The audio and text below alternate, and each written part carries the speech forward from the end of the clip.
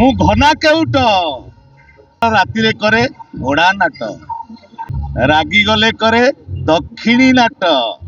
ଘରେ ଘରେ କଳି ସମୟ ବର୍ତ୍ତମାନ ଭଲ ନାହିଁ, ତ କ୍ଲାଇମେଟ ବର୍ତ୍ତମାନ ବି ଭଲ ନାହିଁ। ଆପଣମାନେ ତ ନ୍ୟୁଜ୍ ଡନଲପ୍ ବେଡରେ ତମ କୁକୁର ଶୋଇବ, ଗାଈ ତମର ଗୁହାଳରେ ବୁଲିବ। ଗୋମାତାକୁ ଆମେ ଗୁହାଳରେ ବାନ୍ଧିକି କୁକୁରକୁ ଏବେ କୁକୁର ମାଙ୍କଡ ନୁହଁ ଗଛ ବାହାରେ ବୁଲିକି ରହିଯିବୁ ଇଏ କରିବୁ। ସମୟ ସେୟା ହେଇଛି, କଳିଯୁଗ ଭାଇ କଥା ଯେମିତି ଅଛି ଠିକରେ ରହିବେନି। ଶୁଣନ୍ତୁ, ଆମେ ପର ଅଧୀନରେ ଗଲୁ, ସେଟା ତ ଆମ ନିଜ ଟେନ୍ ନୁହଁ। ଆମକୁ ଯୋଉଠି କମିଟି ଲୋକମାନେ ଦେବେ ରହିବା ପାଇଁ ବାଧ୍ୟ, ଏଲିଜିବୁଲ ନେଇ ହୁଏନି। ତା ଭିତରେ ଯାହାର ସିଭିୟର, ଯାହାର ଡିଜିଜ୍ ଥିବ, ଯାହାର କିଛି ଅସୁବିଧା, ସେ ସେମିତିରେ ଚାଲି ଯାଉଛନ୍ତି। ଆମେ କଣ କରିବା? ପ୍ରଶ୍ନ ଉଠେଇଲେ 3 ରାତି ଯାତ୍ରା କରିହବନି, ଫେରି ଆସିବୁ।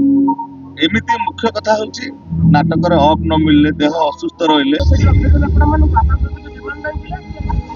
ଡିମାଣ୍ଡ ଥିଲେ ଆମକୁ କଣ ଦେଇପାରିବା? ଆମେ ଗାଁ ପୁରପଲ୍ଲୀ ଠାରୁ ଆରମ୍ଭ କରି ସହର ପର୍ଯ୍ୟନ୍ତ ସବୁ ଜାଗାରେ କଣ କରାଯିବ? ଆମ ଲାଇଫ ତ ସେଇଆ, ଆମର ପରମାନେଣ୍ଟ ମାନେ ଯାଯାବର ଜୀବନ ଯାପନ, ଏଠି 3 ଦିନ ଏଠି 3 ଦିନ।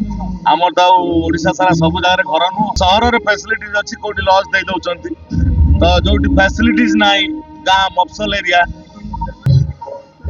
ମୁଁ ଘନା କେଉଟ, ଦିନରେ ମୋର ଚିଙ୍ଗୁଡି ବେପାର, ରାତିରେ କରେ ଘୋଡ଼ା ନାଟ। ଏବେ 4 ଦିନ ପାଇଁ ଆମେ ହଠାତ୍ ପହଞ୍ଚି